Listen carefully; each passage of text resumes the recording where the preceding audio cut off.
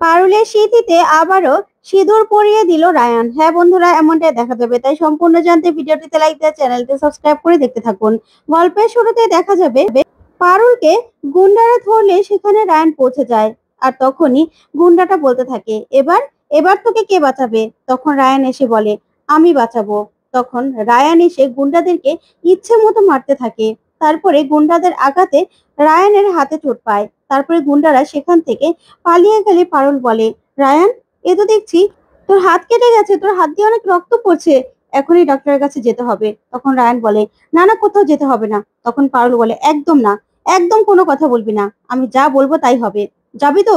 তখনই রায়ান ভয় পায় আর বলে, হ্যাঁ হ্যাঁ যাবো, চল চল। তারপরে একজন ডক্টরের কাছে যায় পারুল আর রায়ান। তারপরে ডাক্তার সাহেব বলে, এত রাত করে হাত কাটলো কি করে? আর এখানে এখানে তো তোমাদের আগে কখনো দেখিনি, তোমরা কি এখানে নতুন নাকি? তখনই পারুল বলে, হ্যাঁ, আমরা আসলে এদিকের নয়, আমরা অন্যদিকে থাকি। তখনই রায়ানকে দেখে ডাক্তারবাবু বলে, তাহলে এদিকে কেন এসেছিলে, মারপিট করতে নাকি? তখনই পারুল বলে, না না, আসলে আমাদেরকে বাড়ি থেকে বের করে দিয়েছে, তাই আমরা বাসা ভাড়া নিতে এসেছিলাম। তখনই ডাক্তারবাবু বলে, বাড়ি থেকে বের করে দিয়েছে মানে? তোমরা কি বিয়ে করতে চাও? হ্যাঁ, এই বয়সে এরকম হয়। তখনই পারুল আর রায়ান বলে, না, ব্যাপারটা অন্যরকম। তখন পারুল সবটা খুলে বলে ডাক্তারবাবুকে। তখন ডাক্তারবাবু বলে, সে কি কথা, বিয়েটা ভাঙতে চাও কেন? তখনই পারুল আর রায়ান বলে, আসলে এই বয়সটা কি এখন বিয়ে করার, বলুন তো, বিয়ে করে সংসার করার? তাই তো আমরা চেয়েছিলাম যে আলাদা হয়ে যেতে, কিন্তু বাড়ির লোক তো সেটা চাইলোই না, উল্টো আমাদেরকে ঘাড় ধাক্কা দিয়ে বাড়ি থেকে বের করে দিল। এখন আমরা এত রাতে কোথায় যাই বলুন তো? তখন ডাক্তারবাবু বলে, ও আচ্ছা, ঠিক আছে, আমার একটা গেস্ট রুম আছে, সেখানে আজকে রাতটা থেকে যাও, তারপরে না হয় কালকে বাড়ি খুঁজবে। তখন পারুল বলে, সত্যি আমরা আজকে রাতে এখানে থাকতে পারবো? তাহলে রায়ান, ভালোই হয়েছে, আমাদেরকে আর কোথাও রাস্তা রাস্তা হাঁটতে হবে না। তারপর ডাক্তারবাবু বলে, ঠিক আছে, তোমরা এখানে দাঁড়াও, আমি চাবিটা নিয়ে আসছি। এই বলে ডাক্তারবাবু চাবি আনতে গেলেই তখন ডাক্তারবাবুর স্ত্রী অনেক চিৎকার চেঁচামেচি শুরু করে আর বলে, না, এত রাত করে দুজন ছেলে মেয়েকে বাড়িতে ঢোকানোর কোনো দরকার নেই, তারপরে দেখা যাবে বাড়ির সবকিছু নিয়ে পালিয়ে যাবে। ওইদিকে পারুল বলে, রায়ান রে, আমাদের তো অবিশ্বাস করছে, আমাদের ডাকাত ভাবছে, তারপরে এই মাথায় এই ছাদটুকুও চলে যাবে নাকি? তখনই দেখা যাবে মহিলা বলতে থাকে, না, ওরা যে কলেজে পড়ে, তার কোনো আইডি প্রুফ আছে? তখন রায়ান বলে, আইডি কার্ড আছে আছে। তখন ডাক্তারবাবু বলে, শুনেছো, আইডি কার্ড আছে। তখনও ডাক্তারবাবু বলে, না, তারপরেও ওদেরকে জায়গা দেওয়া যাবে না, ওরা নাকি স্বামী স্ত্রী। কোথায়? বউটার মাথায় কোনো সিঁদুর আছে নাকি হাতে শাখা পলা আছে? মিথ্যে বানিয়ে বানিয়ে বলে মানুষের বাড়িতে ঢুকতে পারলেই হলো নাকি? না, এদের যদি তুমি জায়গা দাও, তাহলে কিন্তু আমি আজকে অনেক চিৎকার চেঁচামেচি করব, অনেক ঝামেলা করব। তখনই রায়ান পারুলকে বলে, না, এখানে থাকা যাবে না। তখন পারুল বলে, ঠিকই বলেছিস, আমাদের জন্য ওনাদের ঝামেলা হবে, সেটা মেনে নেওয়া যায় না, চল আমরা চলে যাই, আমাদের ব্যবস্থা আমরা করে নিতে পারবো। তখনই ডাক্তারবাবু আসে, এসেই বলে, সরি, তোমাদেরকে আমি জায়গা দিতে চেয়েছিলাম, কিন্তু বুঝতেই তো পারছো, আমার ওয়াইফ না আবার অনেক রাগী, তারপরে চিৎকার চেঁচামেচি করবে, ঝামেলা হবে। এখন বাইরের লোকের জন্য তো আর আমার আমার সংসারে আমি অঘটন ঘটাতে পারি না, তাই না? তখনই পারুল বলে, না না, আমরা বুঝতে পেরেছি, আমরা চলে যাচ্ছি।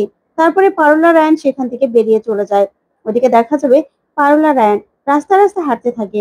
তখন পারুল বলে, রায়ান, এখন আমরা কোথায় যাবো রে রাত করে? তখন রায়ান বলে, সেটাই তো, কোথায় যাব? তারপরেই রায়ান বলে, অনেক ক্ষুধাও পেয়েছে। তারপর পারুল বলে, খাবার তো কিনা আমরা খেতেই পারি, কিন্তু আমাদের থাকার একটা ব্যবস্থা তো করতে হবে। তখনই পারুল একটা টুল দেখতে পায় আর বলে, ওই তো দেখ রায়ান, একটা কাঠের টুল, এখানে আমরা বসে পড়ি, রাতটা এখানে কাটিয়ে দিতে হবে। তখন রায়ান বলে, ঠিক আছে, চল চল, বসে পড়ি। তারপরে সেখানে বসে পড়ে রায়ান আর পারুল। তারপরে দেখা যাবে সেখানেই দুজন কথা বলতে থাকে, কথা বলতে বলতে ঘুমিয়ে পড়ে। তারপরে সকাল হলে সেই দোকানের মালিক চলে আসে আর এসেই ওদেরকে দেখে পুরো রেগে যায় আর বলে, এই তোমরা কারা, আমার দোকানের ভিতরে এসে এভাবে ঘুমোচ্ছ কেন? তখনই রায়ান রেগে যায় আর বলে, দোকানে থাকতে দেবেন না সেটা বলেই তো হয়, আমরা এখনই চলে যাচ্ছি, এত চিৎকার চেঁচামেচি করার দরকার আছে সকাল সকাল? তখন পারুল বলে, রায়ান, মাথাটা ঠান্ডা কর না, ঠিকই তো, ওনার দোকানে আমরা ঢুকেছি, তাহলে আমাদের তো পারমিশন নেওয়া দরকার ছিল, তাই না? আমরা আমরা ঢুকেছি, আমরা অন্যায় করেছি। আচ্ছা দাদা, আমরা এখনই বেরিয়ে যাচ্ছি। তখন পারুল আর রায়ান বেরিয়ে যায়। তারপর রায়ান বলে, এখন আমরা কোথায় যাব? রাস্তা রাস্তা হাঁটবো নাকি পারুল? তখন পারুল বলে, আগে আমাদেরকে একটা থাকার ব্যবস্থা করতে হবে রায়ান, তারপরে সবকিছু। তখনই রায়ান বলে, কিন্তু আমাদেরকে তো দেখলেই মানুষ তাড়িয়ে দিচ্ছে, এবার এবার কি করব? ঠিক তখনই একটা দোকানে শাখা সিঁদুর বিক্রি করতে দেখে পারুল আর বলে, দাঁড়া, আমাদেরকে সবাই তাড়িয়ে দিচ্ছে তো, দাঁড়া এটার সমাধান আমি করছি এখনই। এই বলে পারুল দোকানের দিকে চলে যায়। তখন রায়ান বলে, পারুল কোথায় যাচ্ছিস? তখন পারুল গিয়ে শাখা সিঁদুর কিনে নিয়ে আসে আর বলে, দেখ আমাদেরকে সবাই তাড়িয়ে দেয় তো, সেটার একদম ব্যবস্থা করে ফেলেছি। তখন শাখা সিঁদুর দেখে রায়ান বলে, শাখা সিঁদুর?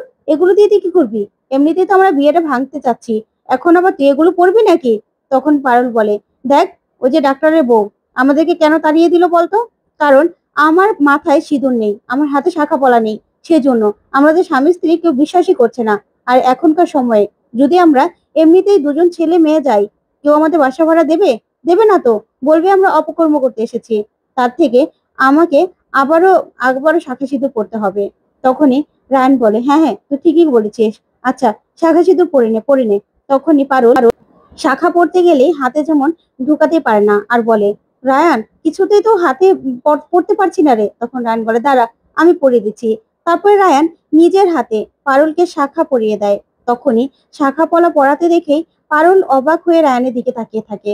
তারপরে দেখা যাবে সিঁদুরটা পারুল হাতে নেয়। তখন রায়ান নিজেই পারুলকে সিঁদুরটা পরিয়ে দেয়, যা দেখে পারুল মুগ্ধ হয়ে পারুল রায়ানের দিকে তাকিয়ে থাকে।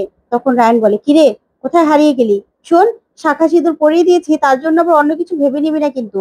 আমি কিন্তু এভাবেও শুটিং এর সময় আমি কিন্তু এভাবে শাখা পরিয়ে দেই, বুঝতে পেরেছিস? তখন পারুল বলে, পাগল নাকি? তোর থেকে যদি আমি কোনো কিছু এক্সপেকটেশনই করতাম, তাহলে কি আর বাড়ি থেকে এভাবে বেরিয়ে আসতে হতো? তাহলে তো বাড়িতেই থাকতাম। তখন রায়ান বলে, ঠিকই বলেছিস। তারপরে পারুল বলে, চল এবার আমাদের বাসা খুঁজতে হবে। তখন রায়ান বলে, অনেক ক্ষুধা পেয়েছে রে। তখন পারুল মুড়ি আর বাতাসা কিনে নিয়ে আসে। তখন রায়ান বলে, আমি এগুলো খাবো না। তখন পারুল বলে, খা না, পেটও ঠান্ডা থাকবে আর পেট ভরবেও, আর মনও ঠান্ডা থাকবে, বুঝতে পেরেছিস? চল চল। এই বলে দুজন হাঁটতে থাকে। তারপরে দেখা যাবে একটা বাড়ির সামনে টুলেট টানানো দেখেই সেখানে কলিং বেল যাবে পারুল। তখনই সেই মহিলা বেরিয়ে আসলেই পারুল বলে, কাকিমা আমরা বাসা ভাড়া নেব। তখন মহিলা বলে, তোমরা? তখন রায়ান আর পারুল বলে, আমরা স্টুডেন্ট, ব্রাইট মাইন্ডস ইউনিভার্সিটিতে পড়ি, এখানে আমরা বাসা ভাড়া নিয়ে থাকবো। তখনই মহিলা বলে, কি ইউনিভার্সিটির কথা বললে? হ্যাঁ হ্যাঁ, আমি তো তোমাদের টিভিতে দেখেছি, তোমরা আন্দোলন করেছিলে না? কি ভালো লেগেছে গো, তোমরা একদম ঠিক কাজ করেছো। তখনই রায়ান পারুলকে বলে, পারুল আমরা তো সেলিব্রিটি হয়ে গেছি রে। তখনই পারুল বলে, চুপ কর না। তারপরে মহিলা বলে, হ্যাঁ তোমরা দুজন দুজনকে যেভাবে আগলে রেখেছিলে, তখনই আমি ভেবেছিলাম স্বামী স্ত্রী না হলে এটা কখনো সম্ভব, এভাবে দুজন দুজনের পাশে থাকবে, বুঝতে পেরেছো? কিন্তু বাসা ভাড়া নিতে হলে কিন্তু ভাড়াটা আমাকে আগে দিতে হবে, অ্যাডভান্স করতে হবে। হ্যাঁ 3 দিন সময় পাবে, 3 দিনের মধ্যে দিতে পারবে। তখন রায়ান বলে, পারুল টাকা কোথায় পাবো? তখন পারুল বলে, সেটা দেখা যাবে, চল আগে উঠি তো। তারপরে পারুল আর রায়ান ভিতরে চলে যায়। ওইদিকে দেখা যাবে দাদুর কাছে গিয়ে ষষ্ঠী সব খবর বলে আর বলে, হ্যাঁ ওরা তো বাসা ভাড়া করছে। তখন দাদু বলে, কি ওদের এত বড় সাহস, ওরা বাসা ভাড়া করছে? তখনই রায়ানের মা বলে, বাবা ওই পারোটার জন্য আমার ছেলেটা এখন মানুষের দাঁড়ে দাঁড়ে ঘুরছে, কি অবস্থা হলো বলুন তো। তখন দাদু বলে, তাও তো ভালো পারুলের সঙ্গে গেছে, আগেবার তো শিরিনের সঙ্গে চলে গিয়েছিল তোমার ছেলে।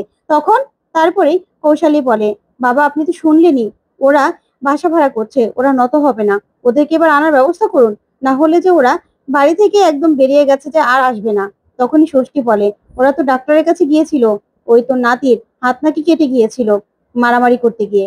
তখন কৌশালী বলে, বাবা কোনো অঘটন ঘটার আগে ওদেরকে বাড়ি ফিরিয়ে আনুন, না হলে যে আরো বড় বিপদ হয়ে যাবে।